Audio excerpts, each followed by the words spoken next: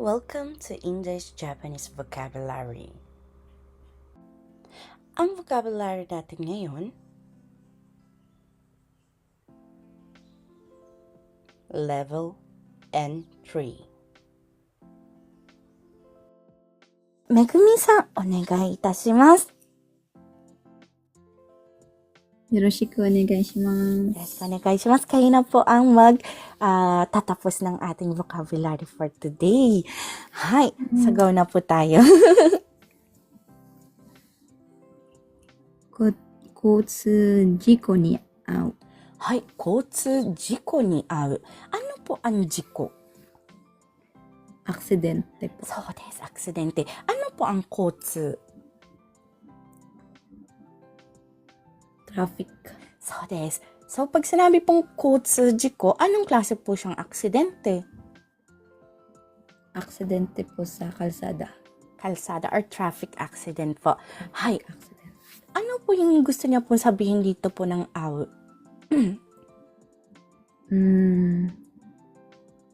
Na aksidente po. So, desu ne, ma-traffic accident siya.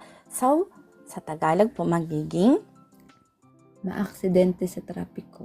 Hi, ma-aksidente sa trafiko. Hi. Pwede rin po involved. Tama po, Jake-san. Brenda-san. Okarita-san, konbanwa. Okaeri nasai. Hi. So, go po tayo sa next vocabulary po natin. 車に気をつける。 Hi. 車に気をつける. Ano pong 気をつける? Mag-ingat po. So, des, mag-ingat. Saan po? Sa sasakyan. So, des, kaya magiging Mag-ingat sa sasakyan. mag-iingat sa sasakyan. Hi. Kiyotsukeru kasi kumbaga gagawin niya po ngayon. Hi. So, mag-iingat Hi. sa sasakyan. Hi. Pag mag-ingat, para po siyang pautos na po, ano po, mag-ingat. Kiyotsukete na po siya. Hi. Hi. That's sige, ikimasu ne. 斜めに横断する。 Hi. 斜めに横断する. Ano po ang naname? Pahilis. Pahilis po ba yun sa Tagalog? Ano po siya? Diagonally po? Opo. Hindi po straight. Pahilis pala po siya. Arigatou gozaimasu. Ano po ang odan? Odan. Crossing. Odan. Tawiran. Pagtawid. Odang-hodo po yung yung Tawiran. tawiran po. So, pag sinabi pong odang is Odan. Pagtawid. Hi. So, the form, kaya magiging verb po siya, magiging Tatawid. ng Nang pahilis. so des. Hi. So, hindi ko po kasi alam yung pahilis, kaya tatawid ng Diagonal. hi. Papalitan po natin yan ng pahilis. Nanamen. Hi. Arigato. Megumi-san. Hi. De wa, saigo desu ne. 道路を横切る。 Hi. Doro o yokogiru. Ang doro po, ano po ang doro? Daan po. Daan or kalsada po. Ano po? Ano po ang yokogiru? Yokogiru. Hindi ko po alam. Actually, parehas lang po sila. Hi. Tatawid. So, des, parehas lang po sila. Tatawid sa? Yokogiru. Tatawid sa kalsada. Hi. Yokogiru. Yokogiru. Hi. Kumbaga yung daan po kasi straight po siya dito. Dito po siya sa sa side.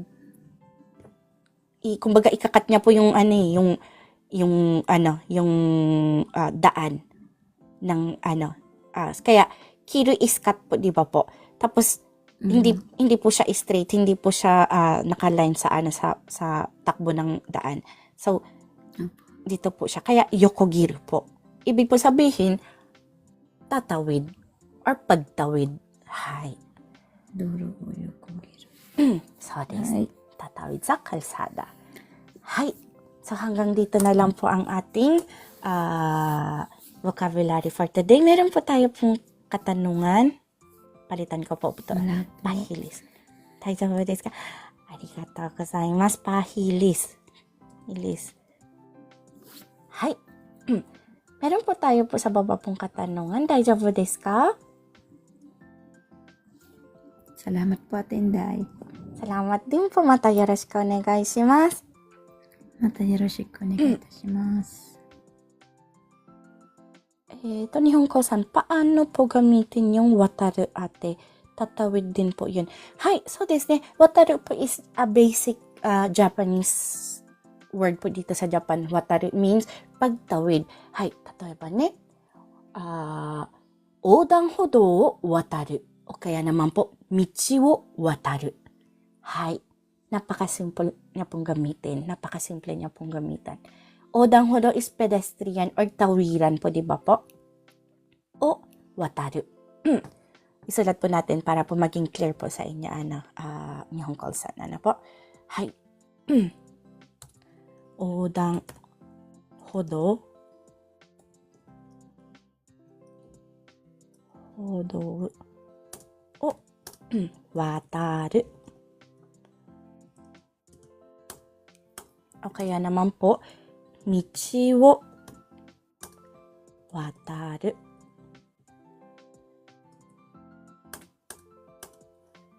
Yung michi, basic, daan po ito, po? Doro, kalsada na po. Doro, wataru. Hay, marami po siyang, pinagkagamitan. Pero, usually po, sunod po siya ng o. Po? Hay, odan hodo wataru, michi o wataru, doro wataru desu. Hay, napakasimple niya pong gamitin. Okay po, Nihonko-san, daijoubu ka na? Okay po, sabi niya. Noe-san, sa bridge po, pwede po gamitin ang wataru. Like po, ano pong sentence po yung gusto niya pong sabihin po, bridge? Wakatta. Hashi o wataru. Daijoubu desu yo. Tsukaemasu yo. Pwede po siya. Hashi o wataru. 使えますよ。はい。大丈夫です。Sakura Ishii-san, maraming salamat po sa pagsali. Hay, daijoubu ka na? Daijoubu desu ne. Wala na pong iba pong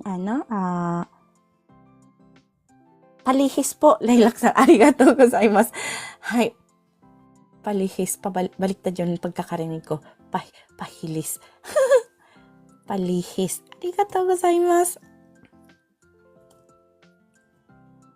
Hay.